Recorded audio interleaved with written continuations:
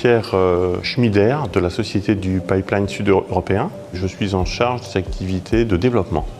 SPSE est une société historique de transport d'hydrocarbures liquides par pipeline longue distance et également de stockage d'hydrocarbures. Nous avons la spécificité de posséder des ouvrages qui sont disponibles pour être utilisés dans le cadre de la décarbonation. Et notre rôle dans le programme Sirius, on a porté 2 études qui étaient axées sur ce qu'on appelle le carbone capture, utilisation, stockage. Ces 2 études ont servi à identifier ce que pouvait être l'écosystème d'une chaîne qu'on appelle donc CCS dans la vallée du Rhône et autour de l'étang de Berre.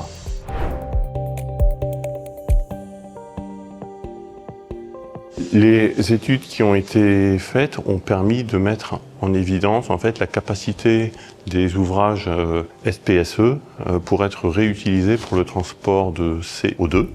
Donc c'est un enseignement qui est essentiel parce que c'est très important de pouvoir bénéficier d'une infrastructure existante et que celle-ci ait la capacité à transporter des nouvelles molécules. Elle a permis aussi d'identifier l'écosystème, c'est-à-dire les acteurs, les industriels qui sont intéressés par cette technologie du CCS comme vecteur de la décarbonation. Et elle a permis également d'identifier des premiers plannings, des premiers jalons pour aller vers un projet concret. Et ce projet existe maintenant puisqu'il s'agit du projet Rhône CO2 qui est maintenant un projet qui est soutenu au niveau européen.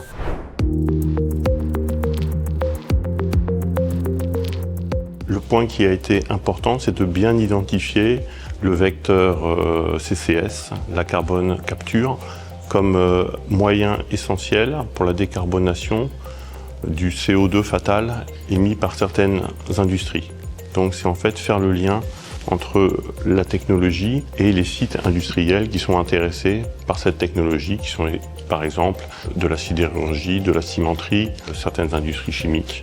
Ce lien a été fait et ensuite ce qu'il fallait c'était mettre à disposition en fait une infrastructure, parce qu'il faut qu'il y ait une infrastructure qui permette de faire le lien entre des émetteurs de CO2, potentiellement des utilisateurs, parce qu'il y a aussi dans le projet maintenant des projets d'utilisation de CO2 pour faire du carburant durable, ce qu'on appelle les carburants synthétiques. Et en fait, il fallait pouvoir bâtir cet écosystème autour de l'infrastructure existante.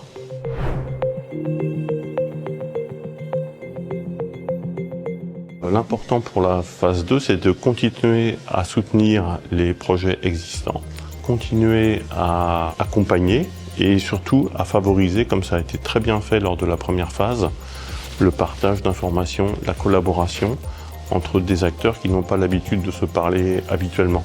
Et donc je pense que les bases sont bien fixées pour que ça continue dans cette dynamique-là, qui est vraiment la grande force de Picto et du programme Sirius. Ouais.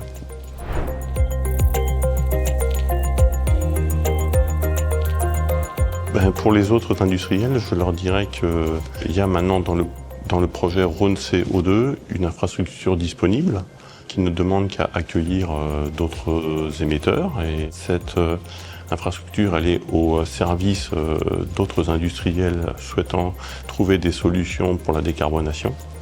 Le programme Sirius, ça commence par une étude et ça peut déboucher sur un projet. Et je pense que Rhône CO2 en est vraiment un exemple, puisque à la base, c'était 2 études dans un écosystème de 16 à 18 entreprises. Et maintenant, c'est un projet avec déjà 6 participants fermement engagés. Donc les études, ça peut mener loin. Voilà.